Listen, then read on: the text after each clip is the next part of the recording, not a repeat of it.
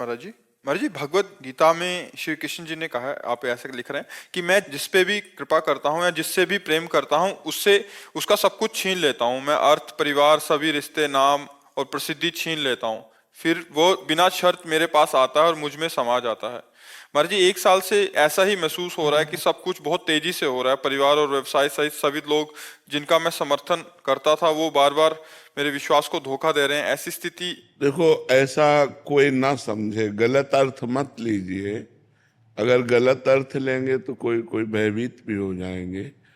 ऐसा नहीं। मंगल भवन अमंगल हारी, भगवान की ताकत नहीं है कि वो अमंगल कर सके, क्योंकि वो मंगल भवन है। अरे वो मारेंगे तो देव दुर्लभ पद प्राप्त होता है।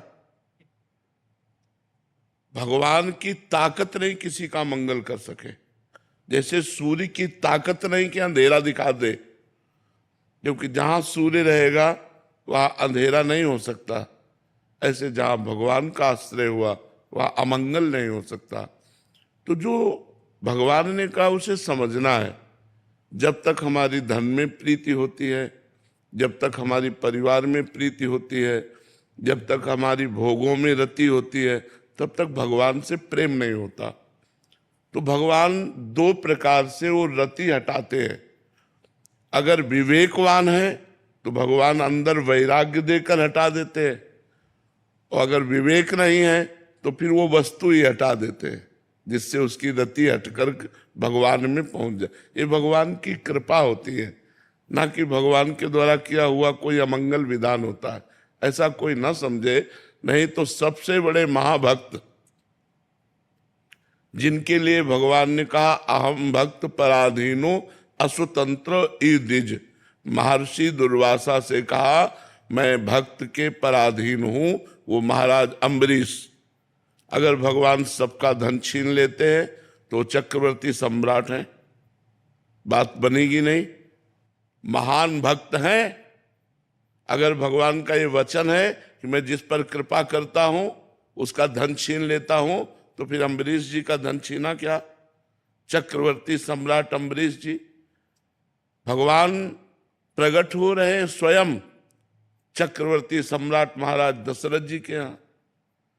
भगवान जब कृपा किए तो सुदामा को सुदामापुरी का निर्माण कर दिया। तो मुझे लगता है हमको समझना होगा इस बात को, कहीं हम उल्टा न समझ ले। तो अगर भगवान की शरणागति से सर्वनाशी होता है तब तो हमारे पास कुछ नहीं होना चाहिए था। अच्छा, पूर्व पाप के प्रभाव से किडनी फेल हुई और भगवान की कृपा का बल देखो कि इस स्थिति में भी हम आपसे बात कर रहे हैं, हम आपसे बैठकर चर्चा कर रहे। क्या आप भगवान की कृपा नहीं कहोगे? तो भगवान की कृपा दुलार करती है कि पीटती है? भगवान की कृपा देती है कि लेती है? हमें इस बात पर देखो, भगवान की कृपा सजाती है या उजाड़ती है? सजाती है। हाँ, सत्य को सजाती है, असत को उजाड़ती है। जो हमारे अंदर असत भावनाएं हैं उनका सर्वनाश कर देती है भगवान की कृपा। तो ये हम ना सोचे।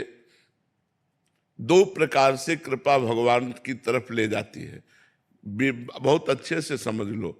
जो विवेकवान है उसके अंदर से राग नष्ट करके भगवान की कृपा ले जाती है, और जो विवेकवान नहीं है तो भगवान उसकी उस वस्तु का ही अपहरण कर लेते हैं, क्योंकि नाशवान है, अशाश्वत है। अपने को देना चाहते हैं, वो उधर हेर रहा है तो उसी को हटा दिया, अब हेरो मेरी तरफ। केवल माँ में कम शरणम ब्रज, मेरी केवल शरण में आओ। तो इसमें भगवान की अपार कृपा है, ना कि कोई अमंगल। बहुत बड़ी कृपा भगवान की।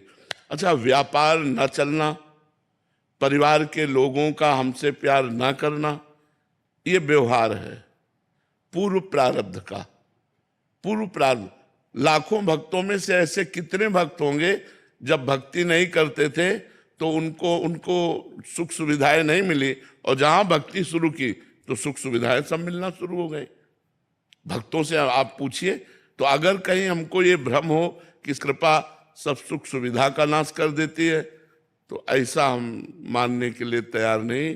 क्योंकि एक से एक महान भक्त जो राजऋषि हुए हैं, जो बड़े बड़े चक्रवर्ती सम्राट हुए हैं वो भगवान के भक्त हुए हैं, तो भगवान उनके सम्राट पद में भी रीझ करके उनको दर्शन दिए।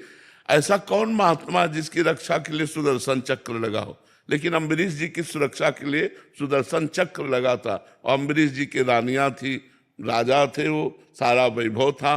तो भगवान दो प्रकार से अपनी तरफ घसीटते हैं, एक तो विवेक देकर राग का नाश, और दूसरा उस वस्तु को हटाकर अपनी प्राप्ति कराना। ये परम मंगल में भगवान का विधान है। तो खूब नाम जप करो और राजी रहो उसी में जिसमें उसकी रजा है। जिसमें तुम राजी हो उसमें मैं राजी हूं, बस देख लेना, जीत जाओगे, मंगल हो जाएगा। जिसमें तुम राजी हो उसमें हम राजी हैं, ये बात सीख जाओ तो सब मंगल हो जाएगा। आज हमको थोड़ा सा कष्टप्रद जीवन लग रहा है, लेकिन कर हमारा जीवन बड़ा मंगलमय होगा, ऐसा विचार हर भक्त को करके भजन में और दृढ़ रति करनी चाहिए, संशय नहीं करना चाहिए।